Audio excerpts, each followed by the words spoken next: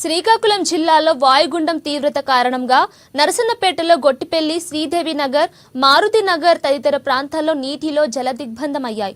దీనివల్ల ప్రజలు చాలా ఇబ్బందులు పడుతున్నారు. ఇక ఈ విషయం తెలియగానే నరసన్నపేట ఈవో ద్రాక్షాయిని స్పందించి శివనగర్ కాలనీలో మిషన్ పెట్టి మరీ నీటిని తోడపడం జరిగింది. ఇక దీనిపై స్పందించిన ప్రజానీకం ప్రభుత్వంపై హర్షోద్రేకాలు వ్యక్తం చేస్తున్నారు. ఇదిలా ఉండగా నరసన్నపేటలో మండపం వద్ద వంశధార నది చాలా ఉధృతితో ప్రవహిస్తుంది.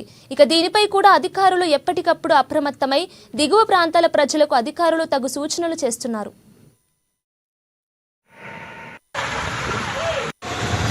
వారసులు తర్వాత